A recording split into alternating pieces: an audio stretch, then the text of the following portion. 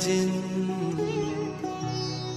हित कर सर्व समाज।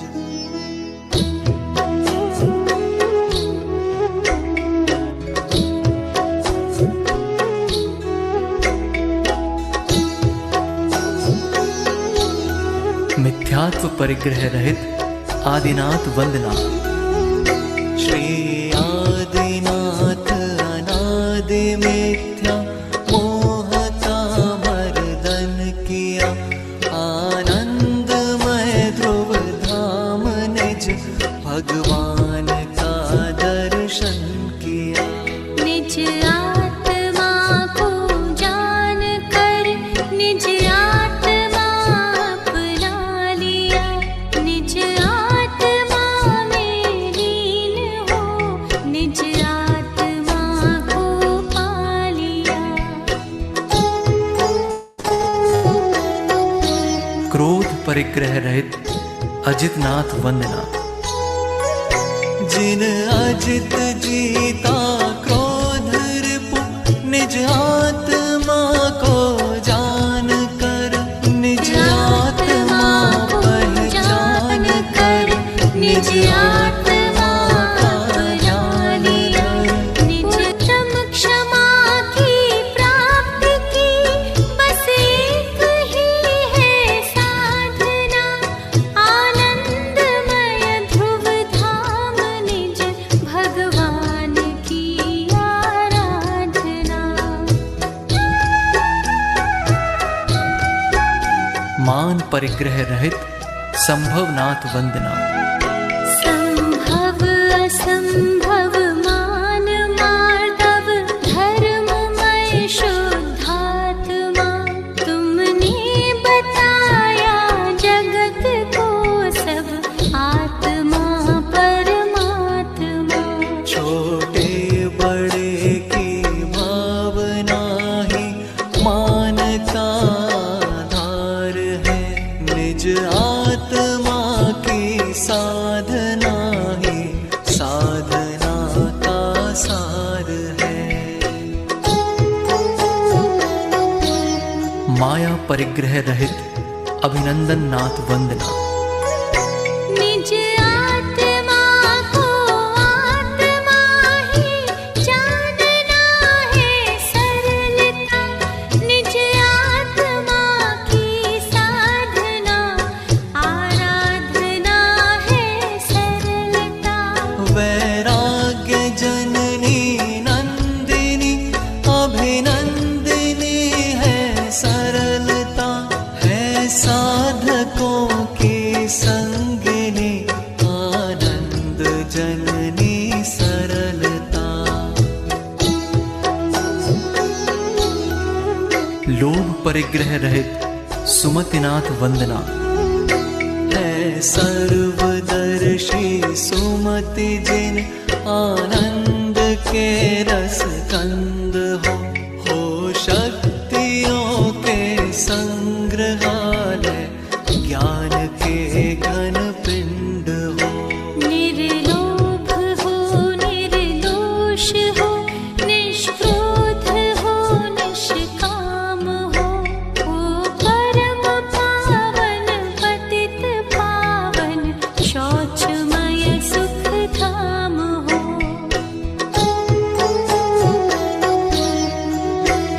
हास्य परिग्रह रहित पद्म प्रभु वंदना। मानता आनंद सब जग हास में परिहास में, पर आपने निर्मद किया परिहास को परिहास में। परिहास भी है परिग्रह जग को बताया आपने, हे पद्म प्रभ परमात्मा पावन किया जग आपने।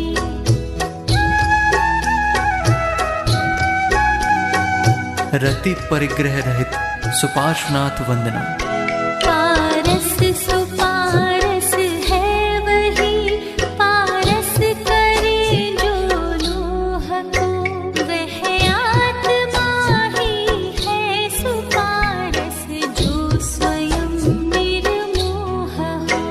रतिराग वर्जित आत्मा ही लोक में आराध्य है।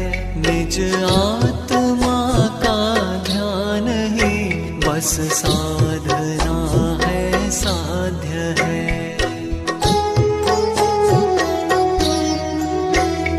आरति परिग्रह रहित चंद्र प्रभ वंदना। रति अरति हर श्री चंद्र जिन, तुम ही अपूरव चंद्र हो। निःशेष हो, निर्दोष हो, निर्विघ्न हो, निष्कंप हो। निकलंक हो, अकलंक हो, निष्ताप हो, निष्पाप हो।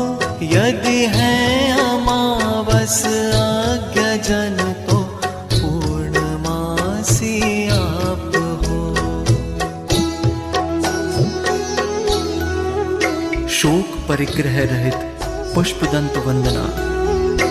विरहित विविध विधि सुविधि जिन, निज आत्मा में लीन हो सर्व गुण संपन्न जिन, सर्वज्ञ हो, स्वाधीन हो।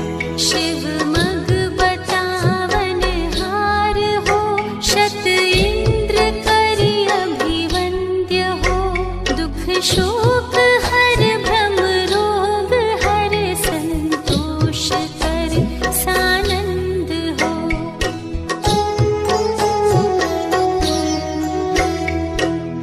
भय परिग्रह रहित शीतलनाथ वंदना। आपका गुणगान जो जन करे नित अनुराग से, सब भय भयंकर स्वयं भय करि भाग जावे भाग से। तुम हो स्वयं हो नाथ निर्भय, जगत को निर्भय किया। हो स्वयं शीतल मलय गिरि से, जगत को शीतल किया।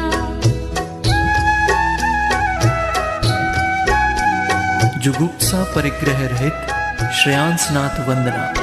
नर तन विदारन मरन मारन, मलिन भाव विलोक के। दुर्गंधमय मल मूत्रमय, नरकादि थल अवलोक के। जिनके न उपजे जुगुप्सा, संभाव महल मसान में। वे श्रेय श्रेयस्कर श्री, श्रेयांस विचरे ध्यान में। स्त्री वेद परिग्रह रहित वास पूज्य वंदना। निज आत्मा के भान बिन, सुख मान कर रति राग में। सारा जगत नित जल रहा है, वासना की आग में। तुम वेद विरहित वेद विद, जिन वासना से दूर हो। वसु पूज्य सुत बस आप ही, आनंद से भरपूर हो। पुरुष वेद परिग्रह रहित विमलनाथ वंदना। बस आत्मा ही बस रहा, जिनके विमल श्रद्धान में। निज आत्मा बस एक ही, नित रहे जिनके ध्यान में। सब द्रव्य गुण पर्याय जिनके, नित्य झलके ज्ञान में। वे वेद विरहित विमल जिन, विचरे हमारे ध्यान में। नपुंसक वेद परिग्रह रहित अनंतनाथ वंदना।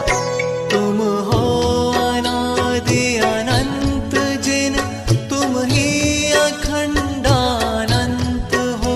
तुम वेद विरहित कामिनी के कंत हो। तुम संत हो भगवंत हो, तुम भव जलधि के अंत हो। तुम में अनंतानंत गुण, तुम ही अनंतानंत हो।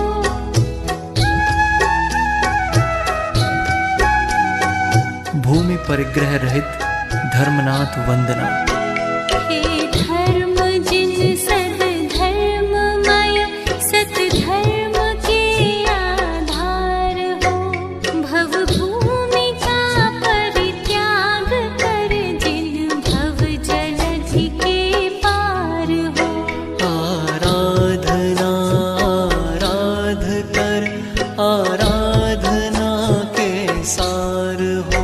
धर्मात्मा परमात्मा, तुम धर्म के अवतार हो।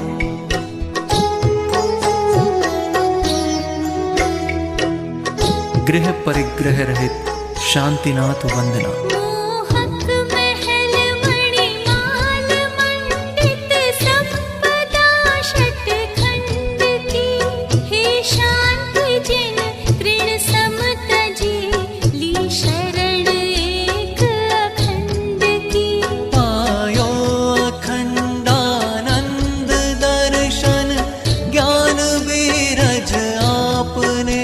संसार पार उतारनी दी, देशना प्रभु आपने।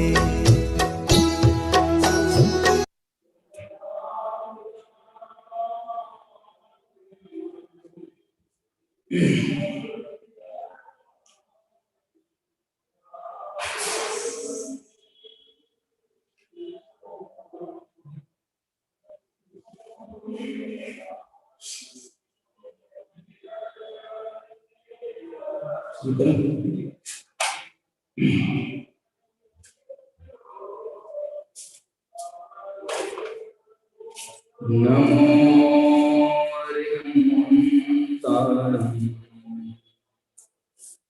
नमो सिद्धाणं, नमो आयतीयाय, नमो वज्राय, नमो लोये सौवसावून्।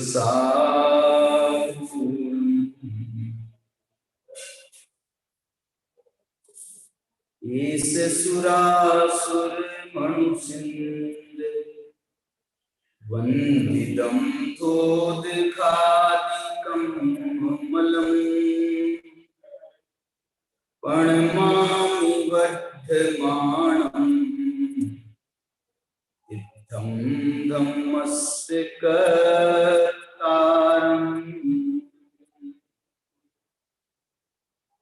सर्वव्यापी चिद्रूप, स्वरूपाय परात्मने। उपलब्धि प्रसिद्धाय, ज्ञानानंदात्मने नमः।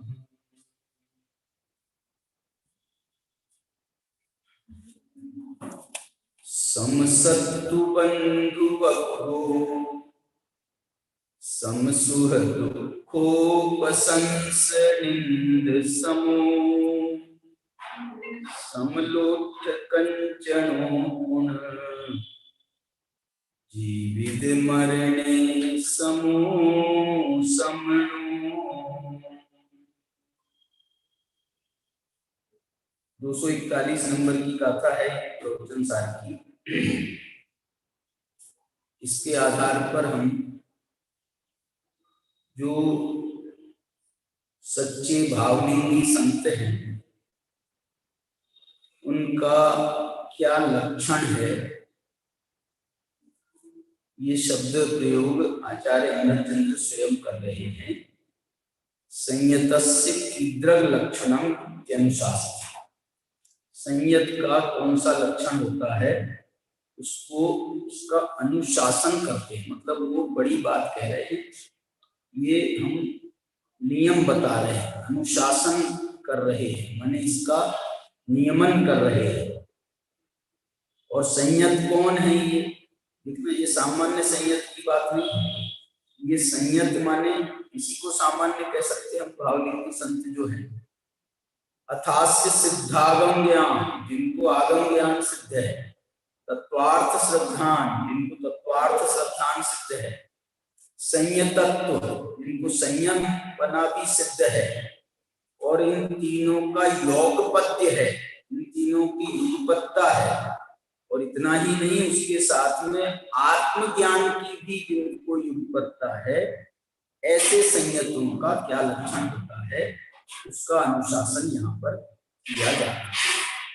अब जो है गाथा जो है इसका हिंदी में हरिलीति में मैं पढ़ता हूँ आपको। कांच कंचन बंधुवरि सुख दुख प्रशंसा निंद में, शुद्धोपयोगी श्रमण का संभाव जीवन मरण में। कांच कंचन बंधुवरी सुख दुख प्रशंसा निंद में, शुद्धोपयोगी श्रमण का। देखो ये शुद्धोपयोगी श्रमण जो है अनुवाद में अलग से जोड़ दिया समझ, और है उन्हीं की बात। शुद्धोपयोगी श्रमण का संभाव जीवन मरण।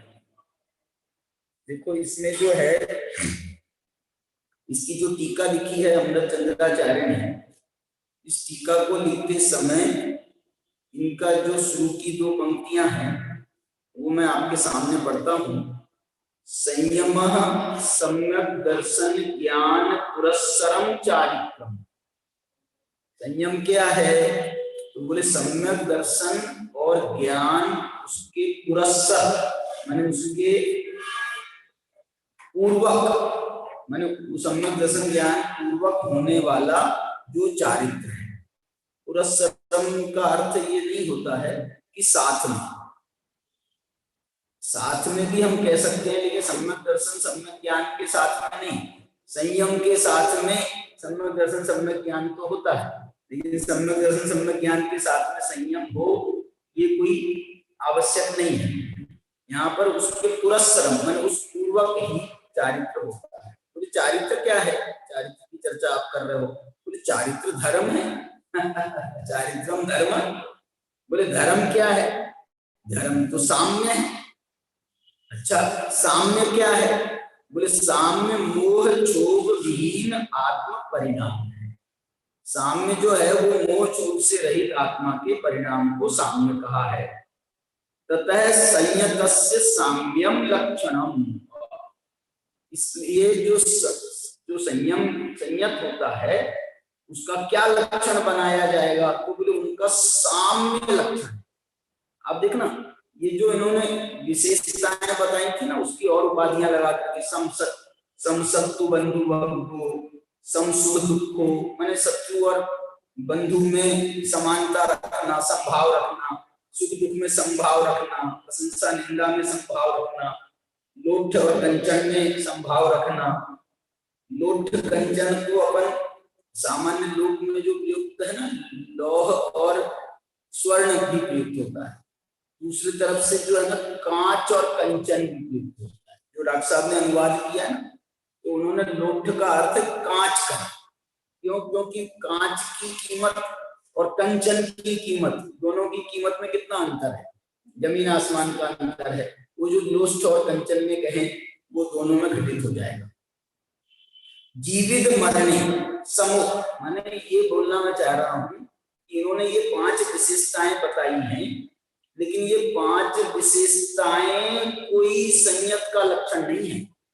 संयत का लक्षण एक है, और वो क्या है? समभाव।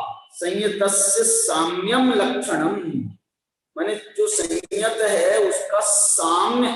ततः संयतस्य साम्यम लक्षणम, इसलिए संयत का साम्य लक्षण।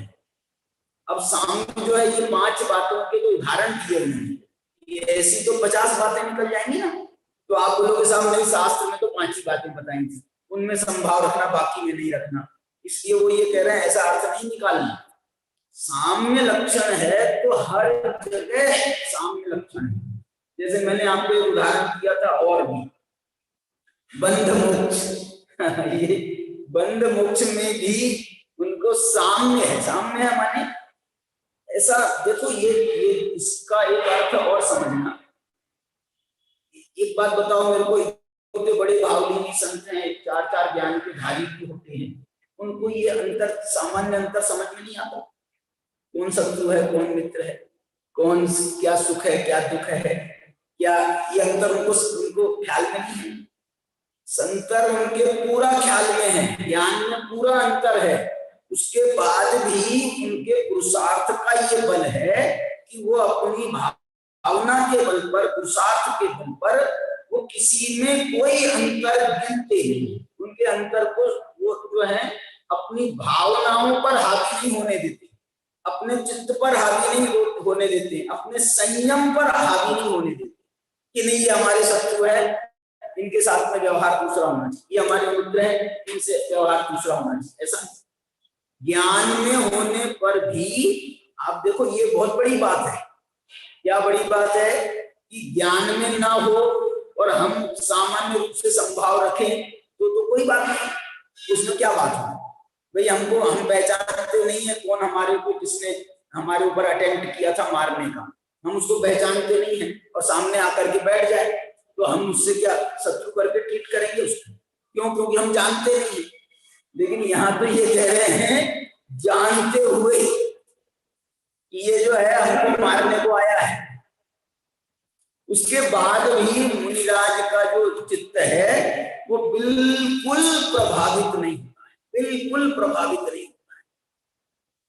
मारने को आया है तो मार देगा तो मर जाएगा, और कोई कारण से बचने का योग होगा तो बच जाएंगे।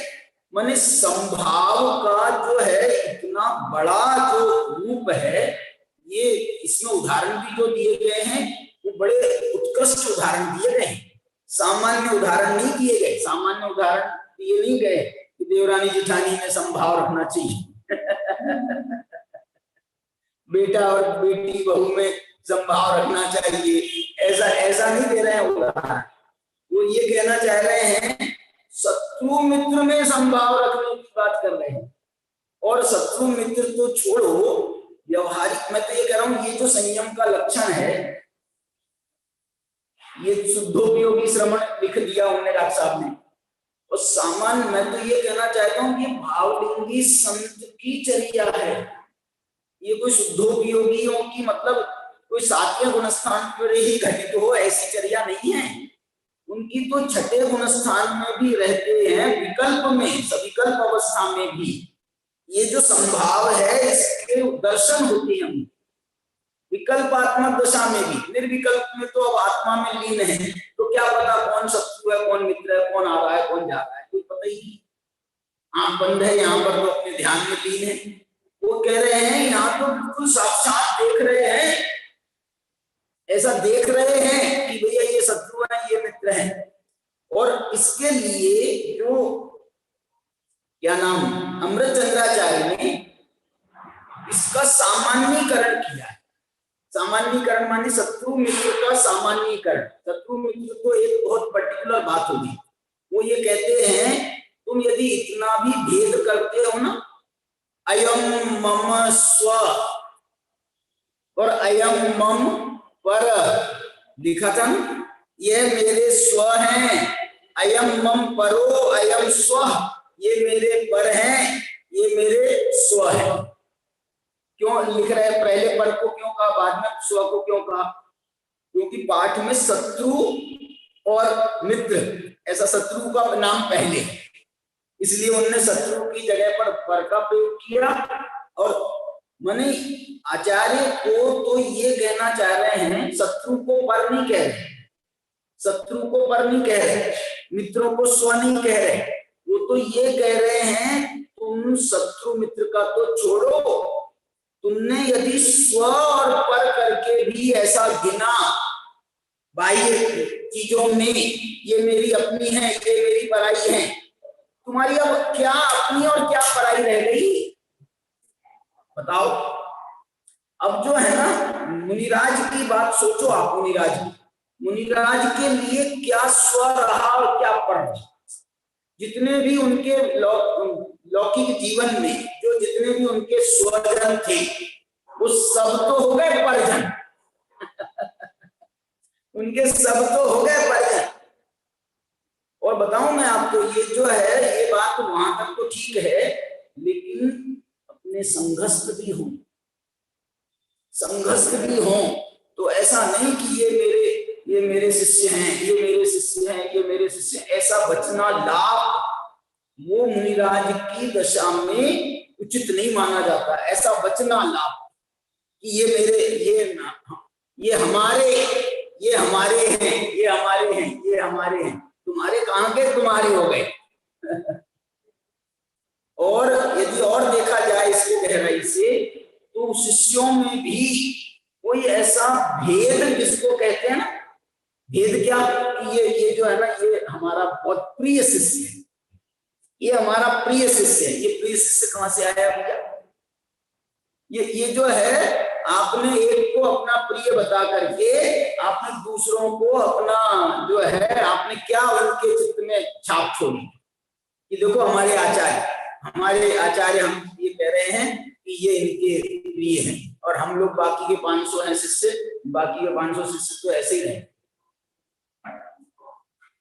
देखो आचार्यों को माने गुरुजनों को इस बात का भी बहुत विवेक रखना पड़ता है। यदि भले ही ख्याल में आए उनको, या ख्याल में आए कि यार ये जो है ये शिष्य हमारा बहुत बुद्धिमान भी है और ये हमारे को बहुत जो है वो भी करता है, क्या बोलते हैं उसको, हमारा आज्ञानुवर्ती है, बहुत हमारा बात मानता है, बड़ी जल्दी समझ लेता है, बहुत हमारा माने बहुत उसके प्रति जो है वो बहुत सहयोगी वृत्ति हो उसकी। तो ऐसा नहीं कि मुनिराज जो है उसके प्रति जो है ना ऐसा बोलना शुरू कर दी।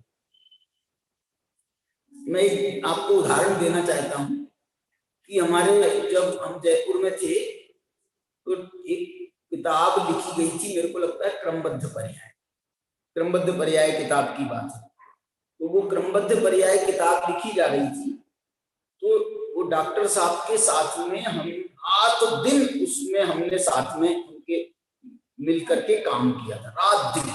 मैंने काम तो नहीं किया लेकिन हम चर्चा करना, उनको पढ़ करके सुनाना, उनको प्रश्न खड़े करना, उनको प्रश्न, फिर उनको ये कहना साहब ये प्रश्नों के उत्तर भी आप इसमें शामिल करो, ये ऐसा करो ऐसा करो। खूब मैंने उसमें खूब दिमाग जो भी चलता रहा होगा, छोटे से थे हम तो तब हमारी उम्र होगी मैंने 20 साल भी नहीं होगी, 20 साल की उम्र नहीं होगी, उस समय की बात है ये, मतलब 78-79 की बात है, 19 साल की लगभग उम्र। तो उस समय जो है हम उनको हेल्प करते थे। तो वो जो है ना उसके बाद में जब वो किताब छपी और उसमें वो उनने अपनी बात लिखी, तो उनने उसमें क्या लिखा कि इसमें मेरे कुछ प्रिय शिष्यों ने भी इसमें सहयोग किया, ऐसा उन्होंने लिखा उसमें। मेरे से उन्होंने अंगद में ये कहा, अंगद समझते हो, अकेले में ये गुजरात की भाषा है। अकेले में उन्होंने ये कहा कि देख मैं तेरा नाम नहीं लिख रहा हूं मैं तेरा नाम नहीं लिख रहा इसमें। मैंने कहा साहब आपकी कृपा है, जो है सो ठीक है, मेरे को कोई अपेक्षा नहीं है। बोले नहीं मैं इसलिए नहीं लिख रहा हूँ, आज मैं तेरा नाम बोल दूंगा ना तो मेरे लिए भी ये उचित नहीं है, लेकिन तेरे 10 शत्रु बन जाएंगे अभी। दादा जो है राकेश को तो बहुत चाहते हैं, राकेश को तो बहुत चाहते हैं, ऐसा जो है तेरे भी शत्रु बन जाएंगे। इसलिए मैं ये कहना चाह रहा हूं कि ये इसमें जो है ना बहुत सारी बहुत विवेकपूर्ण चर्या भी है, और कम से कम नहीं तो एक व्यवहार में ये स्थापना तो करने वाली बात है कि हम संभाव रखते हैं, हमारे लिए कोई प्रिय नहीं है और कोई अप्रिय नहीं है, ये एक संभाव वाली बात है। और इसके लिए इन्होंने जो जो उनने उसका और विस्तारीकरण किया है, थोड़ा सा विस्तारीकरण किया उन्होंने, अमृतचंद्राचार्य ने, उनने तो शत्रु मित्र शब्द का प्रयोग किया था। इन्होंने स्वपर शब्द का प्रयोग कर दिया कि कोई हमारा स्व नहीं है, कोई हमारा पर नहीं, कोई की बात है। मेरा आत्मा मेरा स्व नहीं है, ऐसा नहीं है। वो ये कह रहे हैं मेरा आत्मा मेरा स्व है निश्चय से, और बाकी सब पर हैं। अब इन परों में मैं कोई भेद नहीं करता, परों में कि ये इसमें ये इतने पर मेरे स्व हैं और इतने पर मेरे पर हैं। बिल्कुल मैंने पर में भी संभाव, क्या बोला, पर में भी संभाव। संभाव क्या कि बस पर है। ये जो इनने 5 गिनाए कुंडकुल भगवान ने, अमृतचंद्राचार्य ने उसके लिए और 5 गिनाए, तो आप ऐसा 5 और 5 10 भी कर सकते हैं। अथवा जो इसका विस्तार, इसको जो है उन्होंने उसका बड़ा सामान्यीकरण मालूम। और देखो दूसरा इन्होंने कहा सम सुख दुख, सुख और दुख में समान, सुख और दुख में समान है। इसको ये क्या कह रहे हैं, सुख दुख नहीं, सुनना, सुख दुख नहीं, सुख देने के जो कारण हैं,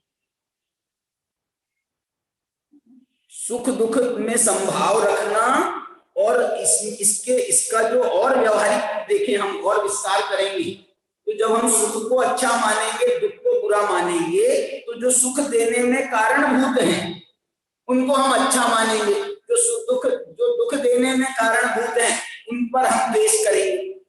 ये राग द्वेष खड़ा हुआ। सुख दुख तो मैं कह रहा हूं दूसरे, दो अलग बात कहता हूं। सामान्य रूप से सुख दुख जब होगा, संसार अवस्था है, निराज भी है, संसारी हैं, अभी तो कोई भगवान भी नहीं हो गए, अभी संसारी हैं बिल्कुल हमारे जैसे। उनकी तबीयत खराब होती है, उनको भी सर्दी होता है, उनको भी जुकाम होता है, उनको भी बुखार होता है, उनको भी भूख लगती है, मैंने बिल्कुल हमारे में और उनमें एक दूसरे तरीके से, सामान्य लौकिक तरीके से कोई अंतर नहीं है, बिल्कुल अंतर नहीं है। भगवान हो जाए तो परम अवतारिक शरीर हो जाएगा, फिर वो जो है वो अलग बात है, लेकिन अभी तो कुछ नहीं हुआ। अब फिर भी जो है, क्या बता रहा था मैं, बिल्कुल हमारे समान है, बिल्कुल हमारे समान। तो जो सुख दुख होते हैं जैसे हमको होते हैं, ऐसे ही उनको भी होते हैं, ऐसे ही उनको भी होते हैं। तो मेरे को बताओ, सुख दुख में वो उनको समझ में नहीं आएगा कि अरे यार अभी मेरे को थोड़ा सा शरीर स्वस्थ है, और अभी जो है तबीयत थोड़ी ठीक नहीं है। मालूम आपको, इस बात के लिए मूलाचार आप पढ़ ही रहे हो, मूलाचार में उन्होंने इस प्रसंग को कब लिखा है मालूम, दूसरी जगह भी लिखा होगा तो मालूम नहीं। उन्होंने इस प्रसंग को समाचारी के प्रसंग में लिखा है। समाचारी के प्रसंग में उन्होंने लिखा है। समाचारी का प्रसंग क्या, समाचार मालूम क्या होता है समाचारी? समाचारी माने जब उनके समान साधु वर्ग अन्य संघों के अथवा कोई दूसरे साधु जब उनसे मिलते हैं, सम माने बराबरी के लोग, जो उनके बराबरी के आचार्य उपाध्याय साधु, तो जब वो उनसे मिलते हैं तो उनका आचार कैसा होता है, उनका व्यवहार कैसा होता है, इसका नाम है समाचारी। इसका नाम समाचार है, समाचार इसका नाम, मूलाचार है। तो वो ये उसमें ये लिखा है, उन्होंने मालूम क्या लिखा है, बोले वो जब पहली बार मिलते हैं तो उसमें कोई ऐसा भेद नहीं करते, भेद नहीं करते हैं माने ये हमारे नमस्कार के योग्य हैं क्या नहीं है। वो बहुत गाथा इसमें आगे आने वाली है गाथाएं, उस पर हमारी खूब योगेश जी के साथ में खूब जो है वो भी हुआ था कि तुम ऐसा कहते हो। शास्त्र में ये लिख रहा है, शास्त्र ये लिख रहे हैं, बताऊं मैं आपको कौन सी गाथा है, 200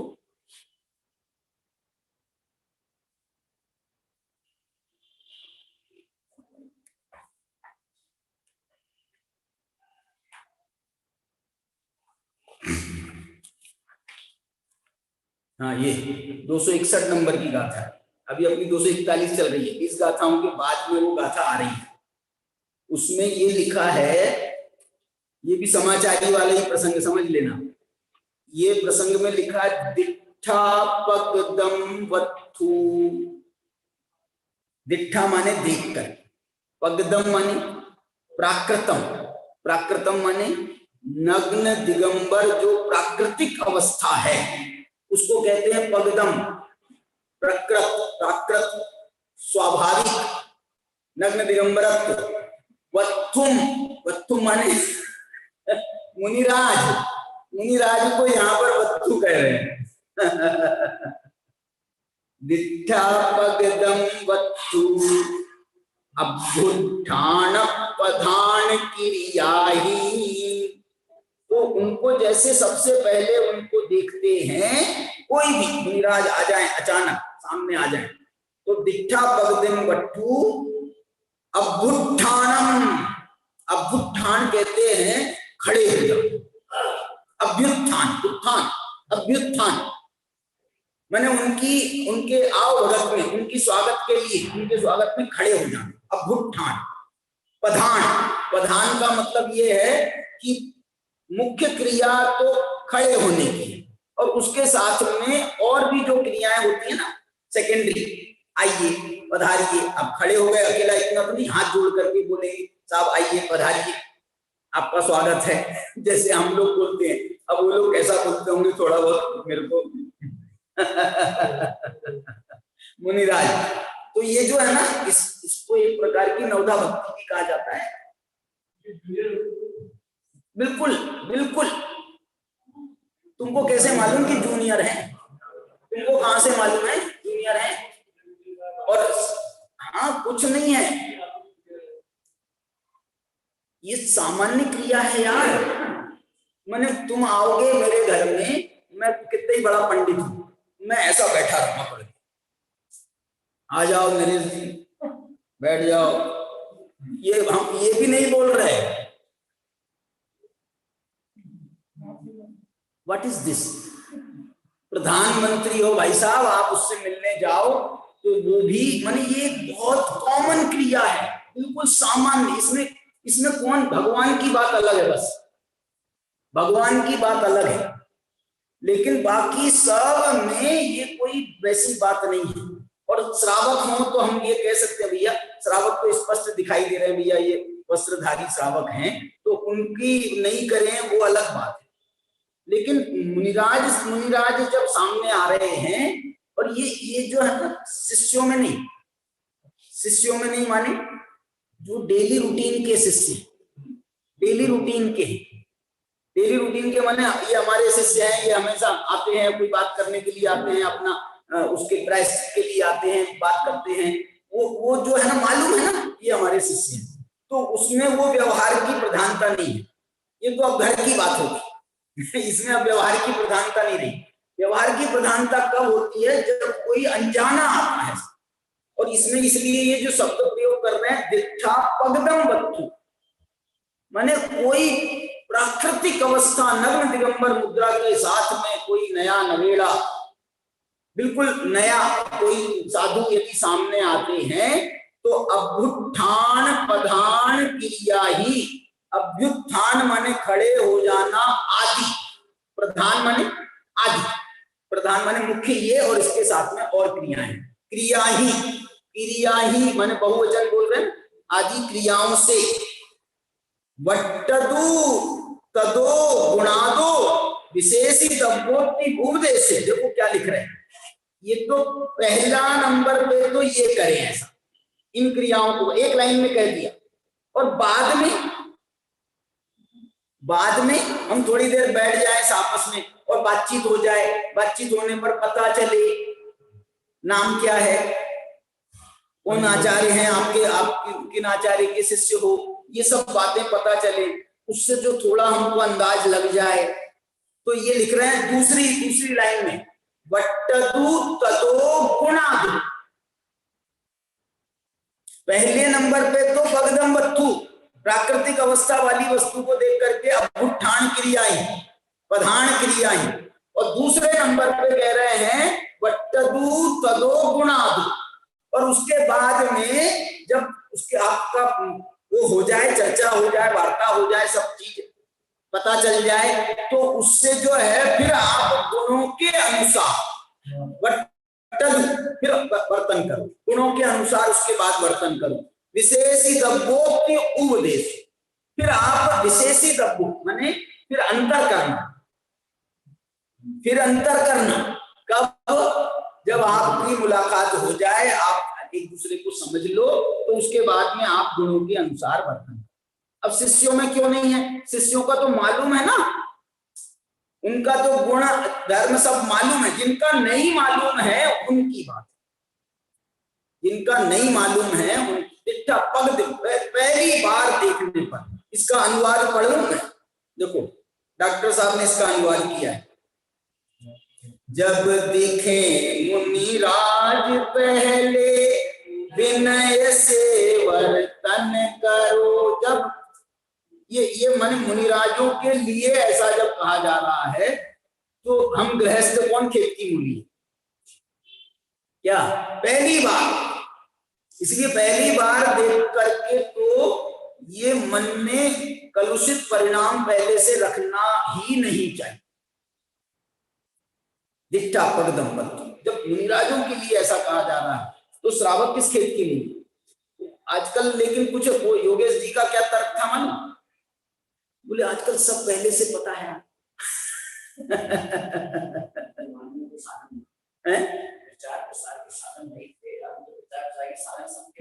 मैं उसका भी जवाब दे रहा हूँ, मैंने पहले साधन नहीं थे, ये बात भी सही है, लेकिन अभी वर्तमान में मैं कह रहा हूं, तुमने अमुक साधु के बारे में तुमने 10 दिन पहले सुना था, महीने भर पहले सुना था, साल भर पहले सुना था।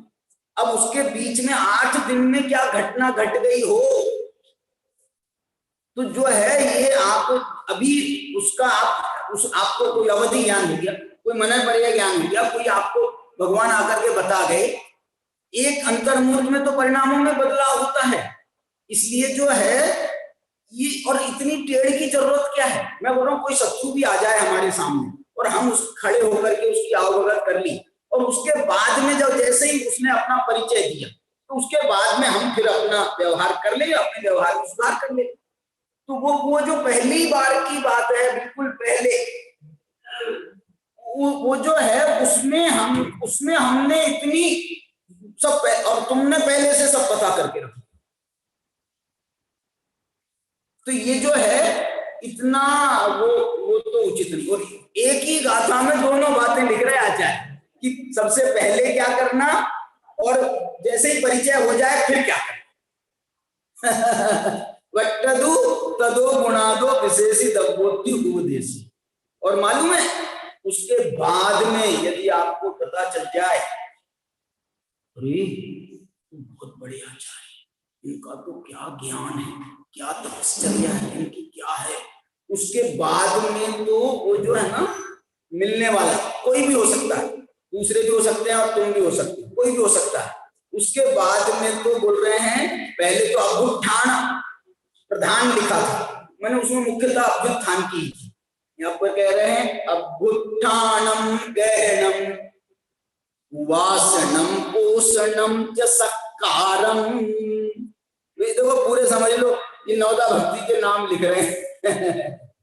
अभ्युत्थान करना, उनका ग्रहण करना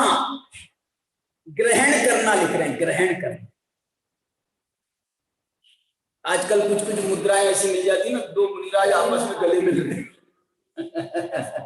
ये तो शोभनीय बात नहीं है, ये तो शोभनीय बात नहीं है। लेकिन जो है गहनम शब्द तो लिख रहे, ग्रहण का अर्थ पढ़ो टीका में। टीका तो बहुत छोटी सी लिखी है,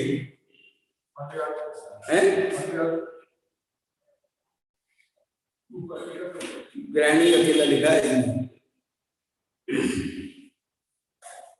अभ्युत्थान ग्रहण का मतलब है, जैसे हम बोलते ना, आप मेरे को एक बात बताओ ना, आप क्या होता है, आपका प्रोसेस क्या होता है? जब कोई आता है तो आप खड़े होकर के उसकी आवभगत करते हो, और उसके बाद में पधारिए, अपने बाजू में बिठालते हैं, अपने पास में बिठालते हैं, इसका ही नाम ग्रहण है। और हाँ, आदर।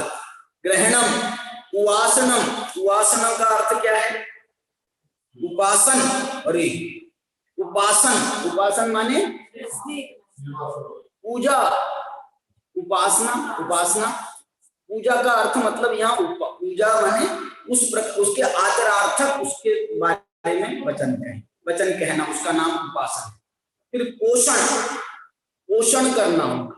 पोषण का अर्थ ये होता है, पोषण करने का अर्थ ये कोई उनको भोजन कराना ऐसा नहीं है, लेकिन पोषण का अर्थ ये है कि उनकी थोड़ी सी पूछताछ करना, कैसे हो। अपन बोलते हैं ना, जैसे अपने घर में कोई आ जाए 12 बजे आ जाए दोपहर में, तो अब ये तो ना तो भोजन का समय है और ना खत्म, ऐसा भी माना जाए कि भैया खत्म हो गया है, तो अपने को वही भैया भोजन करके, अरे नहीं नहीं हम तो करके आए। देखो हम सीधा ये नहीं कहना भोजन करके तो आए हो ना, क्यों अब 12 बज गए तुम थोड़ी रह गए होंगे, अरे तुम क्यों सोच रहे हो ऐसा, तुम तो सीधे पूछो ना भैया भैया भोजन कर लो, भोजन तैयार, भले ही तुम आओ तैयार नहीं आओ अरे तो भी पूछ लो, नहीं देर भी नहीं लगती है। और वो जो है भैया 5 मिनट रुको, बस 5 मिनट हम अभी अब ही कर, वो सामने वाला हरी झंडी दे दे, हरी झंडी। और सुनो एक बार में मान मत लेना, वो गए कि हाँ भैया हम तो करके आए, तो तुम भी चेहरे के हाव भाव से समझ लेना कि करा है क्या नहीं करा है। नहीं तो वो बेचारा मना करे एक बार, और तुमने 2 रोटी खिलाई, तीसरी रोटी के लिए पूछा, हमने मना करो और तुमने कहा अच्छा ठीक है, अरे यार हम तो 1 रोटी पहले मना करते ही हैं।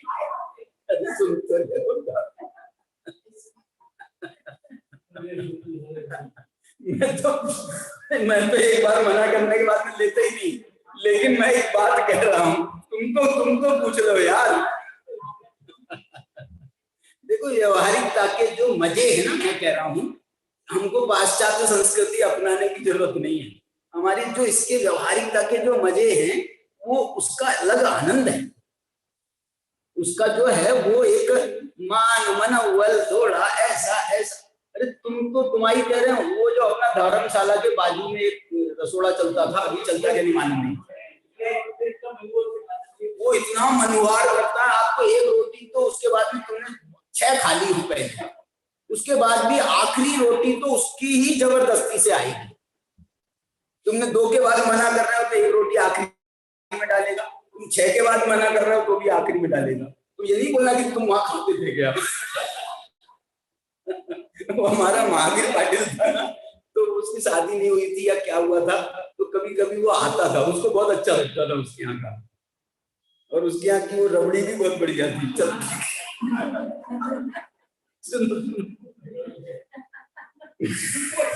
सुनो, तो सत्कार देखो, उपासन करना, उनका सत्कार करना, अंजलिकरण करना, अंजलिकरण।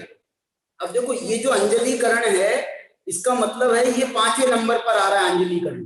तो अब इसके पहले आप और कैसा होगा आप सोचो, अंजलिकरण यहाँ अभी आ रहा है, तो इसके बाद पूजा जो है वो सामान्य कि साहब आइए पधारी, बहुत बहुत तुम्हारा तो क्या है, तो ऐसा थोड़ा सा उनकी जो आपने प्रशंसा की है ना, उसका नाम है उपासना, सत्कार है।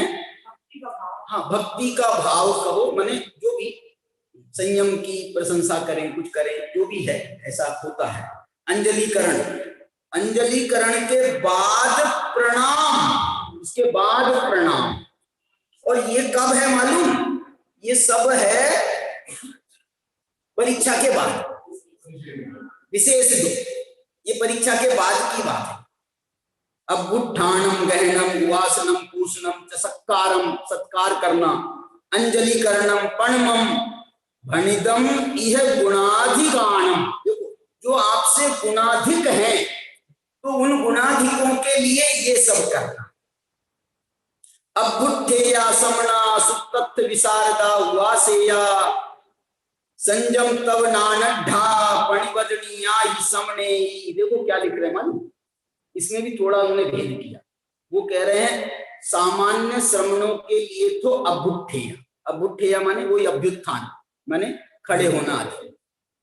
और सुतथ्य विशारदा उवासेय, जो सूत्र और अर्थ के विशारद हैं, बहुत अच्छे जानकार हैं, ऐसा आपको उससे पता चले, तो आप उनके लिए तो उवासना शब्द है, उनकी तो आप पूजा करो, पूजा के योग्य है। माने पूजा, अब उनके पास कोई अष्टद्रव्य है क्या जो पूजा अष्टद्रव्य से होगी, तो वही जो उनकी स्तुति में आप बोलोगे उसी का नाम पूजा है।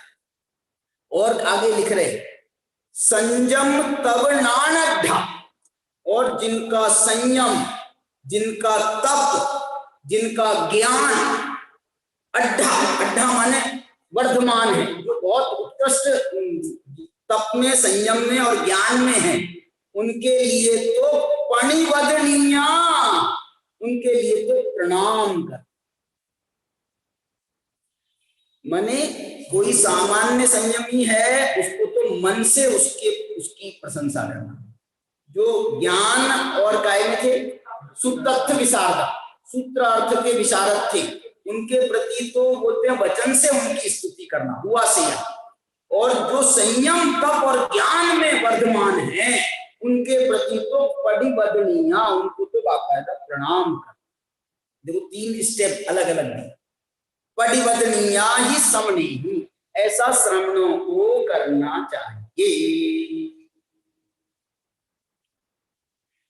बहुत मतलब ये जो बातें हैं ना, इसका बड़े बड़े गहरे भाव हैं, और गहरे भाव के साथ में एक सामान्य लोक व्यवहार कैसा होता है मालूम। आपको एक बात बता दूं, टोडरमल जी ने मोक्षमार्ग प्रकाशक में लिखा है, मोक्षमार्ग प्रकाशक में ये लिखा है टोडरमल जी ने, कौन से नंबर पेज पर मेरे को याद नहीं, उन्होंने ऐसा लिखा है, केवली भगवान के समोशरण में सब भावलिंगी ही होते हैं, ऐसा नहीं है, ऐसा लिख रहे हो, वहां भी द्रवलिंगी होती है। अच्छा, दूसरी बात क्या लिख रहे हैं मालूम, तुम द्रवलिंगी भावलिंगी का भेद करने मत बैठ जाना, कि तुम संघ में जाओ, कोई साधु का संघ आया है, आप संघ के दर्शन करने जाओ, और वहां संघ के दर्शन करने बैठो, और उसमें बोला इनके तो हम करेंगे, इनका उत्कृष्ट आचरण, इनका नहीं करेंगे, इनका करेंगे, इनका नहीं करेंगे, ऐसे तुम भेद करोगे तो वहां पर बड़ा बड़ा विप्लव हो जाएगा, झंझट पैदा हो जाएगी। इसलिए तुम जो है वहां तुम विप्लव पैदा करने, दर्शन करने गए थे संघ के, कि वहां पर झगड़ा पैदा करने गए थे। टोडरमल जी ने लिखा है ये कि वहां पर आप द्रवलिंगी भावलिंगी का भेद करने मत बैठ जाना, ऐसा लिख रहे हैं।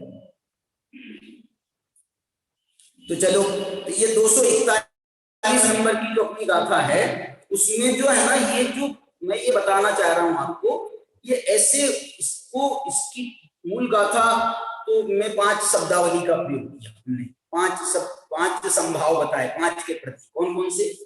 शत्रु मित्र, दूसरा सुख दुख, तीसरा प्रशंसा निंदा, चौथा समलोष्ठ कंचनो, कांच कंचन, लोष्ठ कंचन और जीवन मरण। इनमें 5 में संभाव रखने की बात कही। इन 5 को और विस्तारित करते हुए अमृत चंद्राचार्य ने इन 5 के पीछे 5 और खड़े कर। शत्रु मित्र के पीछे उन्होंने कहा, अकेला शत्रु मित्र पे मत समझना, अयम मम परो अयम स्व, ऐसा तुम स्वपर का भेद भी करते हो, ये स्वपर का भेद भी शत्रु मित्र के बराबर, अथवा शत्रु मित्र के बराबर का नहीं है तो उससे कम भी है, तो ये भी उचित नहीं। शत्रु मानना, मित्र मानना ये तो छोड़ो, ये मेरे पर हैं और ये मेरे स्व हैं, ऐसा भेद करना। ये अपनी आत्मा के स्वपर की बात नहीं कर रहे हैं, जो लोक में सब हमको सब लोग मिलते हैं, उन सब लोगों में, परों में ही स्वपर का भेद नहीं करना, ऐसा। और समसुख दुखों में तो उन्होंने जो हमारे शरीराश्रित सुख दुख हैं उसकी बात नहीं कर रहे, इसमें भी तुम सुख देने वाली जो चीजें हैं, दुख देने वाली जो चीजें हैं, उनके प्रति तुम जो अंतर करते हो, इसका नाम समसुख दुख। सुख दुख में समानता करना ये थोड़ा मेरे को लग रहा है ये थोड़ा मतलब इसको आप नहीं हो पाएगा। क्या बोल रहा हूं मैं, सुख दुख में मैंने बीमार हैं, जैसे कल आपको मैंने बताया था, दुख हो रहा है, बहुत कष्ट हो रहा है, तो आप बोलोगे साहब तुम तो दुखी हो गए, तुम तो दुखी हो गए, तुमसे सहन नहीं हो रहा है, फोड़ा हो गया है, तुमसे लौक रहा है, तुमको जो है तुमसे सहन नहीं हो रहा है, तुम उई माँ कर रहे हो। तो ये जो है ना, इसमें इसका नाम सम दुख नहीं है। इसके बाद में जो हम लोग कहानी करते हैं, रोने बैठ जाएंगे और रोने बैठेंगे और ऐसी इतनी बातें करेंगे, कौन सो पाप करो हमने, कौन मुए ने जो है का कर दो, और कौन के संपर्क में आ गए हम, और उससे उनको कोरोना आता तो मुझे को बताना नहीं था कि हमें कोरोना है, हमारे पास में आ गो, मैं मुंह से मुंह लगा करके बात करूंगा, इतनी समझ नहीं है क्या? तो जो है जो हो गया वो तो हो गया, अब तुम जो है उसका इतना माने कारणों पर इतना ज्यादा रोष व्यक्त करना, इतना उस पर ये करना, ये संभाव, इसके लिए इन्होंने क्या लिखा मालूम, अयम आह्लादो अयम परिताप, ये मेरे लिए आह्लाद कारक है, ये मेरे लिए सुख कारक है, ये मेरे लिए दुख कारक है। इदम मम उत्कर्षणम इदम मम अपकर्षणम, ये मेरा उत्कर्षण है, ये मेरा अपकर्षण है। ये काय के लिए कह रहे हैं? ये प्रशंसा निंदा के लिए कह रहे, तुमने हमारी प्रशंसा करी, ये मेरा उत्कर्षण है, और तुमने हमारी निंदा करी, ये हमारा अपकर्षण है। इसके लिए लोक में भी प्रसिद्ध शब्द है, निंदा करने को अपकीर्ति कहा जाता है, अपकीर्ति, और साहित्य में प्रशंसा करने को उत्कीर्ति कहा जाता है। हम उत्कीर्ति शब्द प्रसिद्ध नहीं है लोक में ज्यादा, अपकीर्ति तो फिर भी प्रसिद्ध है, लेकिन ये अपकीर्ति है तो उत्कीर्ति भी होगी, अपकर्षण है तो उत्कर्षण भी होगा। तो ये जो है इसके लिए कह रहे हैं इदम मम उत्कर्षणम, ये मेरा आज जो है ना मेरे नाम का तूती बोलती है, इसलिए ये मेरा, अपन बोलते हैं लाइफ का आपका कौन सा उत्कर्षण का पीरियड था, कब उत्कर्षण का पीरियड था? बोले जब वो था, जब कहते हैं ना जब हम प्रधानमंत्री थे, तो उस समय जो है पूरे विश्व में, बोलो वो बेचारा कितना मैंने अमेरिका का राष्ट्रपति माने कौन होता है, लेकिन हमने देखे इसके पहले के 2-3 राष्ट्रपति, वो बेचारा ओबामा का नाम जो है अब कोई लेता नहीं है, अपने समय में तो कैसा था, और ये बेचारा अभी तो ये गया है जो पता नहीं कौन से कमरे में बंद हो गया जा करके, बोले उसका कोई फार्म हाउस है बस वहां चला गया। तो उत्कर्षण का पीरियड, आदमी जो है नहीं तो हवा में रहता है उत्कर्षण के पीरियड में, अपकर्षण के पीरियड में ऐसा लगता है उसको कि कौन सा गड्ढा मिल जाए और उसमें जाकर के मैं समा जाऊं। अपकीर्ति बर्दाश्त नहीं होती आदमी से, दुख बर्दाश्त हो जाता है, अपकीर्ति बर्दाश्त नहीं होती। अपकीर्ति हुए तो मरने को देखे, अपकीर्ति हो जाए। देखो ये हो गया। अब इसके बाद में जो है चौथा शब्द है लोष्य कांचन। कल अपनी यहाँ तक गाड़ी आ गई थी लोष्य कांचन तक, आज भी अब जाते जाते आ रही है नंबर उसका, लोष्य कांचन का। तो लोष्य कांचन के लिए अमृतचंद्राचार्य के जो शब्द हैं वो बहुत मार्मिक। उन्होंने क्या शब्द दिए मालूम लोष्य कांचन के लिए? इदम अयम मम अकिंचित कर, इदम मम उपकार कम इदम। क्या बोल रहे कि यह मेरे लिए उपकारक है, यह मेरे लिए अपकारक है। दोनों अपकारक नहीं, अकिंचित कर। एक के लिए तो उन्होंने अकिंचित कर, माने ये जो चीज है ना ये हमारे कोई काम की नहीं, ये हमारे कोई काम की नहीं। ऐसा जो आप व्यवहार कर रहे हो ना, ये संभाव का लक्षण नहीं है। ये चीज मेरे लिए रिजर्व रखना, ये मेरे लिए जरूर रखना। और बाकी तुम्हारी शक्कर की चीजें बनी हो घर में अकिंचित कर, इदम मम अकिंचित कर, ये सब मेरे लिए अकिंचित कर है, कोई काम की नहीं। अरे बहुत बढ़िया बने हैं, बहुत बढ़िया बने मैं खा कर बात हमारे लिए तो बल रखिए ना, बल लौकी की। इदम मम उपकारकम, यही हमारे लिए उपकारक है। देखो कह रहे अकिंचित कर, और ये मेरे लिए उपकारक है। ये भाव काय के लिए बता रहे मालूम? लोष्ट और कांचन की। लोष्ट को देख करके ऐसा भाव, ये घृणा का भाव आता है ना, घृणा, ये घृणा का भाव जो है ये संभाव के लक्षण नहीं है, ये संभाव के लक्षण नहीं है। और ये जो है ना उसके प्रति जो लोभ का परिणाम आता है, ये कोई संभाव का लक्षण नहीं है। इसके लिए मैं जो आपको कल उदाहरण दे रहा था वो जो है चोरी का उदाहरण दिया ना, मैंने चोरी की बात करी थी। मैंने सामान्य श्रावक को हम जब बाल भोज में बच्चों को पढ़ाते हैं, उनको ये शिक्षा देते हैं, ये बहुत बड़ी बात की शिक्षा दे रहे हैं हम, कि कुछ धरा रखा हो, दूसरे की चीज कुछ हो, रखी हो, बड़ी हो, गिरी हो, कुछ हो, सोने की चीज ना हो, हीरा माणिक मोती क्यों ना हो, कुछ भी हो, हमारा नहीं है ना, तो उसकी तरफ ज्यादा ध्यान देने की जरूरत। कुछ भी हो, उसको कितनी ही कीमती क्यों ना हो। पुराने जमाने में हम जब कोई हमसे कहता था कि साहब ऐसी कोई रखी होगी चीज, किसी की गिरी होगी, कुछ होगा, तो उठाना क्या नहीं उठाना, तो हम एक तर्क देते थे, उठा लेना चाहिए भैया। नहीं, दूसरा उठा ले, दूसरे गलत हाथ में ना चला जाए, तू बड़ा सज्जन है, दूसरे गलत हाथ में ना चला जाए, इसलिए हम उठा ले रहे। फिर तुमने कहा अगर हमने मंदिर के गुल्लक में डाल दे, अरे मंदिर का गुल्लक जो है ये सब चोरी की चीजों के लिए है क्या? बोले इनकम टैक्स वाले आ रहे थे तो हमने आकर के मंदिर के गुल्लक में डाल दिया। तो इसका नाम ये इसके लिए है क्या?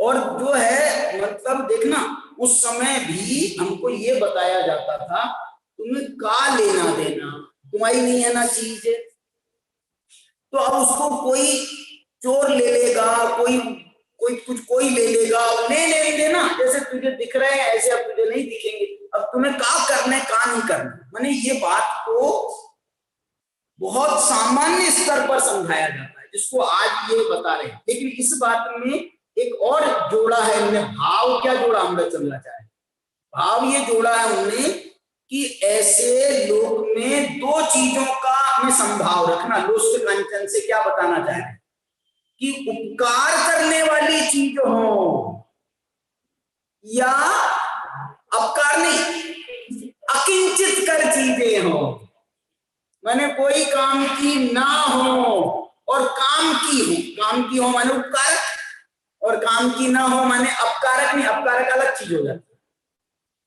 नहीं है काम की या काम की है, इनमें भी हमको संभाव रखना चाहिए।